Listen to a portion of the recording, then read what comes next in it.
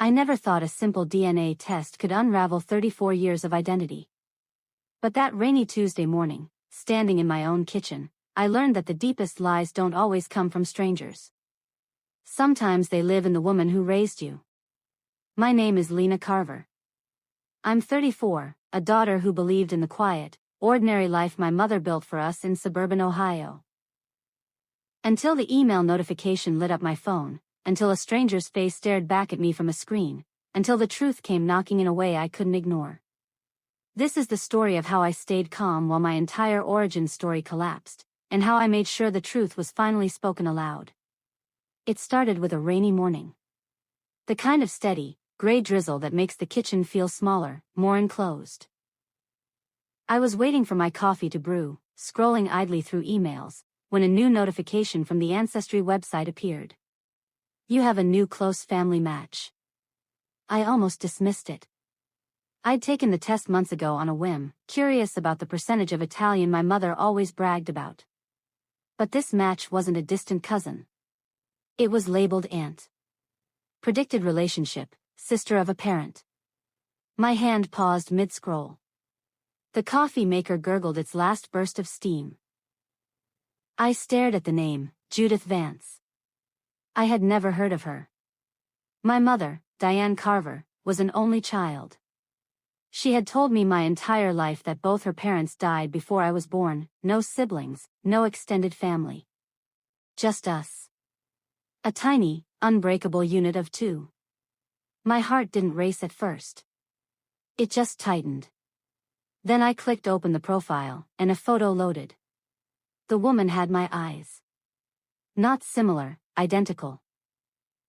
The same slightly downturned corners, the same deep brown color that skipped my mother's pale blue entirely. I don't snoop into my mother's past. I never have. But in that moment, something inside me cracked open. I sent a message to Judith Vance through the platform. Hi, I think we might be connected. Can you tell me about your family? The regret hit instantly, a cold wave down my spine, but the message was already sent. 3 hours later, she replied. I've been looking for my sister's daughter for 34 years. I think you're her. I lowered myself onto the kitchen stool. The rain streaked the window. My reflection in the dark glass looked like a stranger, calm face, steady eyes. Inside, my thoughts spun in tight circles. What does that mean? Who is my mother? Why did Diane lie? But I didn't cry. I didn't call anyone. I just waited, letting the weight of those words settle into my bones. Judith and I spoke on the phone that night. Her voice trembled with decades of grief. She told me about her sister, Rebecca, who gave birth to a baby girl in a Cincinnati hospital 34 years ago. A baby who was taken from the maternity ward while Rebecca slept. A kidnapping. The case went cold. The family never stopped searching. The baby's name was Lena. The name my mother gave me. The kitchen clock ticked loudly in the silence after the call ended. I sat there, hands folded, and began to methodically piece together the life I thought I knew. My birth certificate had always been a little off, issued late, my mother said, because of a hospital paperwork error. We moved a lot when I was small. No baby photos of me before 6 months old. The pieces clicked into place with sickening precision. This wasn't just a secret. This was a crime. I didn't confront my mother right away. I needed evidence. I needed to understand how deep this lie went before I stood in front of her and spoke the truth out loud. My ally came in the form of Mara, my childhood friend who'd become a paralegal. She sat at my dining table the next afternoon, flipping through the documents I'd started gathering, the DNA match, the birth certificate, Judith's phone number, old news articles about the unsolved Cincinnati kidnapping. Men like Diane's late husband, your presumed father. They fear paperwork, Mara said, her voice steady. But women like Diane? They fear exposure. Don't confront her yet. Document everything. And whatever you do, don't let her control the narrative before you're ready.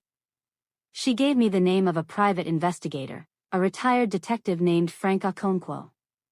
He was old school but sharp. He didn't do drama. He did facts.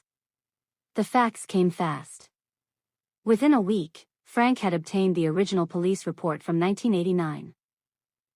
A newborn female, taken from Mercy Hospital. The description matched me. The suspect was a woman posing as a nurse, medium build, blue eyes, dark hair pulled back. A composite sketch Frank showed me made my stomach turn. It wasn't an exact likeness, but it was close enough to the photo of my mother at that age that I had to set the paper down and breathe. I thought about all the birthdays she had orchestrated, the perfect cakes, the carefully curated scrapbooks. She had built a beautiful fiction around a stolen child. I was loved, yes, but I was also evidence of someone else's devastating loss. The woman who raised me was not my mother. She was the woman who took me. The next 2 weeks moved like a slow, deliberate march. I gathered everything. The DNA report. The police file. A sworn affidavit from Judith. I made copies and stored them in a folder I kept in my closet. Every night, I called my biological family, my real family. In quiet, stolen moments. They didn't push. They just wanted to know I was alive. My Aunt Judith sent me a photo of my birth mother, Rebecca, who had passed away 5 years earlier from cancer. She had never stopped hoping. The photo showed a woman with my exact face. I wept for the first time then, not for myself, but for her. Diane, the woman I could no longer call Mom in my mind, sensed something shifting. She called more often, her voice bright and brittle. "You seem distant, sweetheart. Everything okay?" I told her I was just tired. I didn't let my tone waver. Inside, I was counting down the days. The moment came exactly 3 weeks after that DNA notification. Diane's 70th birthday party. She had planned a grand family dinner at a local banquet hall, relatives, church friends, neighbors. The perfect audience for the story she had curated over a lifetime. She asked me to give a toast. I agreed. The evening arrived draped in October chill. I wore a simple blue dress. The color of truth, I thought, and carried a small leather satchel containing the folder. The room buzzed with laughter and clinking glasses. Diane held court at the center table, a queen surveying her kingdom. She looked radiant, untouchable, the loving single mother everyone admired. When the time for toasts came, she nodded at me with that familiar, expectant smile. I stood. The chair scraped softly against the floor. Conversations dipped. Faces turned toward me. I walked to the front of the room, satchel in hand, my heels measured on the polished wood. "I'm supposed to give a toast tonight," I began, voice clear and calm. "To the woman who raised me. The woman who sacrificed everything. But before I raise my glass, I think everyone here should know the full story of that sacrifice." The silence deepened. Diane's smile flickered, just slightly. "Most of you know I never had siblings. You know my mother's family died before I was born. That's the story I grew up with. But 3 weeks ago, a DNA test told me a different story." I opened the satchel and pulled out the first page. This is a DNA match to my biological aunt, Judith Vance. A woman who has spent 34 years looking for her sister's stolen child. Gasps rippled. Diane's face went pale. I held up the police report. "And this is the file from Mercy Hospital in Cincinnati. November 16, 1989. A newborn girl taken by a woman posing as a nurse. A woman matching my mother's description at that age." The room was utterly still now. A few people reached for their phones. My Uncle Mark, Diane's brother-in-law, rose halfway from his seat. "Lena, what are you saying?" "I'm saying my entire life was built on a lie. The woman who raised me isn't my mother. She took me from a hospital. She moved towns. She forged documents. She let another woman die without ever knowing what happened to her child. I turned to face Diane directly. Her hands gripped the edge of the table. The radiant queen had vanished. In her place was a cornered woman with nowhere to hide. You told me family was everything, I said, voice still steady. But you built our family on someone else's loss. I'm not here to make a scene. I'm here to share the truth. The documents are here for anyone who wants to see them. I set the folder on the table in front of her. Diane's mouth opened, but no words came. The woman who had scripted every detail of my life had no prepared response. For the first time, I saw her not as a mother, but as a stranger who had worn a mask for 34 years. The rest of the evening dissolved into chaos. Some relatives left. Others surrounded me, asking questions I didn't yet have the strength to answer. My Uncle Mark called the police, not out of malice, but out of a desperate need to understand what law still applied to a crime so old.